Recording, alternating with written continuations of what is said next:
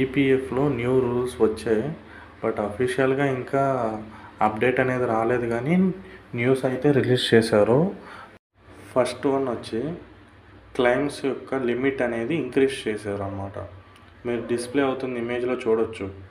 10 times for education, 5 times for marriage అని. ఇదే కాదు, ఇల్లీనెస్ కూడా పెట్టుకొని క్లెయిమ్ చేసుకోవచ్చు ఎన్నిసార్లైనా, 15 times వరకు. నెక్స్ట్ వన్ వచ్చి మినిమం బ్యాలెన్స్ 25% మినిమం ఇప్పుడు మెయింటైన్ చేయాలంటున్నారు. ఇంతకుముందు అయితే అసలు మెయింటెనెన్స్ ఏం లేదు, 1000 ఉన్నా 1000 కూడా విత్డ్రా చేసుకునేవాళ్ళం. థర్డ్ వన్ వచ్చి మనం జాబ్ మానేసి నెక్స్ట్ జాబ్ సర్చింగ్ చేసుకునే టైంలో 2 months గ్యాప్ ఉంటే మొత్తం క్లెయిమ్ అంతా ఫైనల్ సెటిల్మెంట్ అనేది చేసేసుకొని నెక్స్ట్ వేరే కంపెనీలో జాయిన్ అయ్యేవాళ్ళం. బట్ ఇప్పుడు అలా లేదు, మనం 12 months ఆగాలి.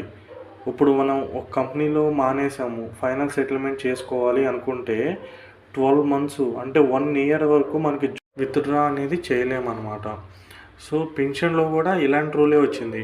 పెన్షన్లో కూడా 2 monthsలో మనం ఫైనల్ సెటిల్మెంట్ అనేది చేసేసుకునేవాళ్ళం. బట్ ఇప్పుడు 3 years ఆగాలంటున్నారు దానికి కూడా.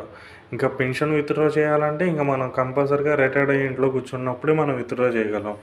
ఫైనల్ సెటిల్మెంట్ అయితే ఇంకా 1 year జాబ్ లేకుండా ఉంటేనే చేయగలం. ఈ రూల్ అనేది ఇంకా అప్డేట్ అవ్వక మునిపే ఎవరైనా ఫైనల్ సెటిల్మెంట్ చేసుకోవాలి.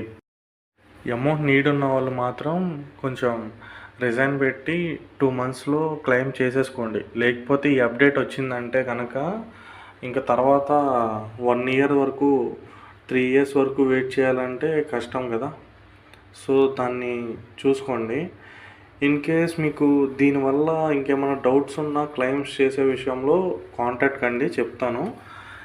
మ్యాక్సిమం దీనివల్ల బెనిఫిట్ గవర్నమెంట్కి అనమాట. ఇక్కడ 3 years మన మనీ మొత్తం హోల్డ్ అయిపోతాయి. ఇన్ కేస్ మనం 3 years వెయిట్ చేయలేక వేరే కంపెనీస్లో జాబ్ ఆఫర్ వచ్చిందని వెళ్ళిపోయి మళ్ళీ అక్కడ ఒక 2 years, 3 years వర్క్ చేసి మళ్ళీ అక్కడ కూడా క్లెయిమ్ చేసుకుందామని చెప్పి 1 year, 3 years వెయిట్ చేద్దాం అనుకొని బట్ వెయిట్ చేయలేక మళ్ళీ ఇంకా వేరే ఆఫర్ వచ్చిందని వెళ్ళిపోయి ఇలా వెళ్తూ ఉండడం వల్ల సర్వీస్ అనేది ఇంక్రీజ్ అయిపోద్ది. ఎప్పుడైతే సర్వీస్ అనేది ఇంక్రీజ్ అయిపోతుందో 10 years ఎబోవ్ అయిపోతే పెన్షన్ అనేది మొత్తం హోల్డ్ అయిపోతుంది.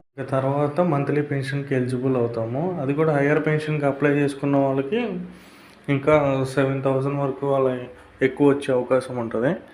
ఎవరైతే అప్లై చేసుకోలేదో వాళ్ళకి మాత్రం ఇంకా మ్యాక్సిమం 3K వచ్చే అవకాశం ఉంటుంది.